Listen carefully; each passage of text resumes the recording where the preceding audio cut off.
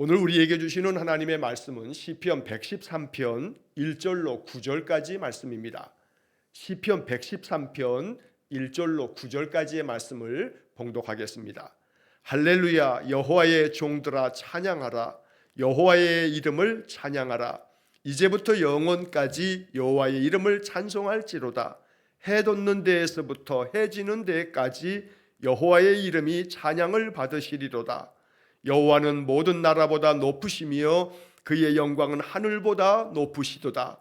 여호와 우리 하나님과 같은 이가 누구리요? 높은 곳에 앉으셨으나 스스로 낮추사 천지를 살피시고 가난한 자를 먼지더미에서 일으키시며 궁핍한 자를 거름더미에서 들어세워 지도자들 곧 그의 백성의 지도자들과 함께 세우시며 또 임신하지 못하던 여자를 집에 살게 하사 자녀들을 즐겁게 하는 어머니가 되게 하시는도다. 할렐루야. 아멘.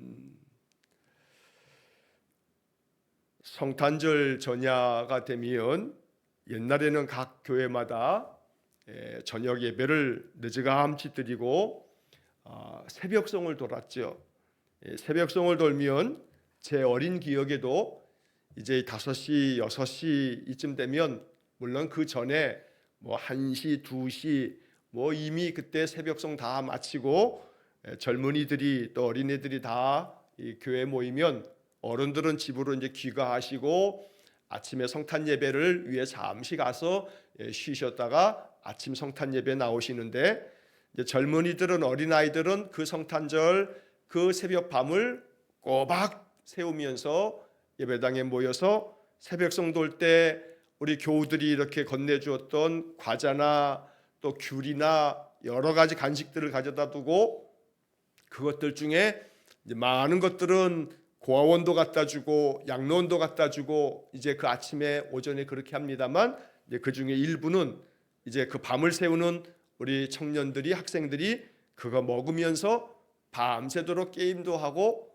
그래서 지금 6시쯤 되게 되면 그저 밤새 피곤함도 잊어버리면서 교회마다 깔깔거리는 소리, 뭐 웃어 제끼는 소리 이러면서 성탄의 아침을 맞이했던 기억이 납니다. 그런데 안타깝게도 이 새벽성의 아름다운 교회, 한국 교회의 그런 전통들이 다 사라졌습니다. 제가 기억하기로는 뭐 지금부터 한 30년 가까이 더 됐을 텐데 제가 교육전도사 때 지금 한참 뭐 다 크게 지었다고 하는 저 둔촌동의 둔촌 종합상가에 거기에 이제 작은 교회에 제가 교육전도사를 한 2년 정도 한 적이 있었는데 지금도 기억하면 그때 어떤 문화적인 충격은 군대 한 2년 넘게 군생활 하고서 이제 복학을 하면서 전도사를 서울에 나와서 전도사 생활을 하면서 새벽송을 돈다 그래서 반가운 마음으로 새벽송을 참석하려고 밤늦게 갔는데 새벽송을 도는데 아파트를 다니면서 새벽송을 이렇게 다니면서 제가 조금 이렇게 많이 바뀌었구나 하면서 받았던 그런 문화적인 충격도 있고 그러면서 이제 그 이후에 점점 그 교회도 이제 새벽송을 하지 않게 되어지는 그런 모습들을 봐왔습니다. 지금은 새벽송 하는 교회가 하나도 찾을 수가 없습니다.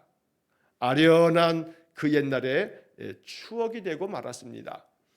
하지만 그러한 아름다운 추억을 기억하면서도 여전히 우리 안에 변함없이 있는 것은 새벽송이라고 하는 문화는 바뀌면서 그 문화가 사라지긴 했지만 그러나 아기 예수님께서 탄생하신 이 사실 하나만큼은 변함이 없어서 그 아기 예수님의 탄생을 기뻐하면서 맞아들이는 그런 시대의 모습은 다 달라졌지만 오늘 우리들의 마음속에 꼭 이어지고 또 계속되어야 할 마음은 우리 주님을 맞이할 때 그 마음의 감격과 기쁨, 우리 주님을 고대하는 그 마음의 아주 희망찬 마음들, 이러한 마음들은 우리 안에 가득하기를 간절히 소망합니다.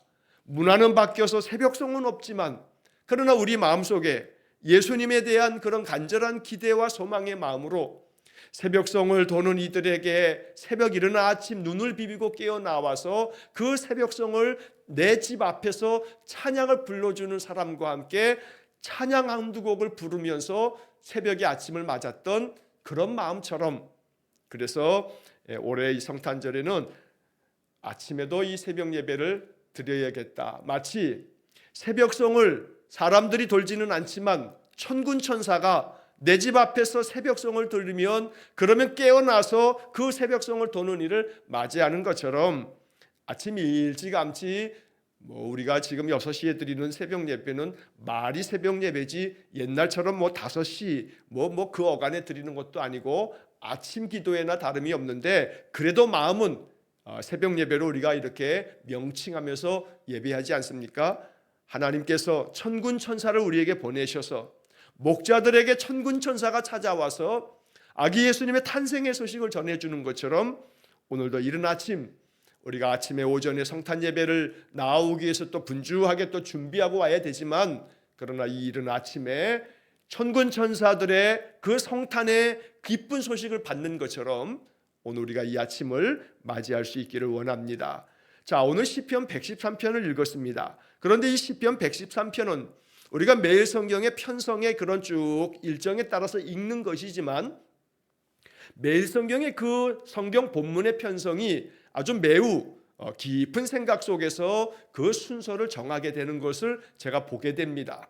왜냐하면 시편 113편이 그 순서대로 이미 그 앞에 있는 시편들도 지난 5년 동안에 쭉 성경 본문들이 쭉 지워지고 월말쯤에 대해서 며칠이 이렇게 남게 되면 그 남은 며칠 동안에 시편들을 쭉 편성을 해가지고 여기까지 왔는데, 그런데 이 시편 113편이 이 성탄의 아침에 읽을 수 있도록 편성하는 것을 보면서 이 매일 성경 편집진들이 굉장히 이런 모든 시기와 절기를 정확하게 맞추어서 성경 본문이 딱 들어맞도록 이렇게 편집을 했구나라고 하는 것을 느끼게 됩니다. 왜냐하면 오늘 본문의 말씀에서 잠시 후에 보겠습니다만 우리 주님께서 이 땅에 오심에 대한 시편의 마치 예언적인 말씀을 우리가 이 아침에 보고 있기 때문입니다. 하나님께서 우리에게 주시는 말씀 속에는 바로 예수 그리스도의 강림하심이 어떠한 의미를 갖는가를 가르쳐주는 말씀이 많습니다. 성탄절 아침에 읽은 이 시편 113편도 마찬가지입니다. 이 시편 113편을 통해서 하나님께서는 이 성탄의 아침에 성자 하나님께서 이 땅에 오심이 어떤 의미를 갖는가라고 하는 것을 오늘 본문의 말씀에도 잘 표현하고 있는 것을 봅니다. 자, 본문을 각 구절마다 묵상을 하면 먼저 1절 말씀을 보면 할렐루야 여호와의 종들아 찬양하라, 여호와의 이름을 찬양하라. 어제도 말씀드리고 그제도 말씀드린 것처럼 시편에서 맨 앞에 첫 단어가 할렐루야라고 이렇게 표현되어지는 것을 우리가 보통 할렐루야 시편 이렇게 부르는데, 시편 113편의 이 말씀도 할렐루야라고 시작합니다. 이런 할렐루야 시편들은 거의 모두가 다 예배 때 사용되어졌던 예배 시편입니다. 그러니까 지금은 우리가 이 시편을 그렇게 글자로 문자로 읽고 있지만 이것은 어찌 보면 찬양의 가사인 겁니다. 우리가 성경책 뒤에 찬송가가 있는데 그 찬송가에는 악보도 있지만 그 밑에 가사가 있습니다. 악보는 여기에 달려있지 않지만 이것은 찬송가의 가사였던 겁니다. 그래서 오랜 세월 동안의 유대인들은 또 신약시대 교회 시대도 역시 마찬가지입니다. 이 시편의 말씀들에 곡조를 붙여서 노래하면서 예배했던 겁니다. 우리가 어떤 곡조인지는 알 수는 없지만 할렐루야를 부르면서 하나님께 노래하는 이 찬양 속에는 바로 하나님께서 이 땅에 이루시는 하나님의 그 은혜의 역사들을 이 말씀 속에 담고 있습니다. 그래서 이제 뒤에서 우리가 읽겠습니다만 바로 이러이러한 이유들 때문에 여호와를 찬양하라 하고 말씀하는 겁니다.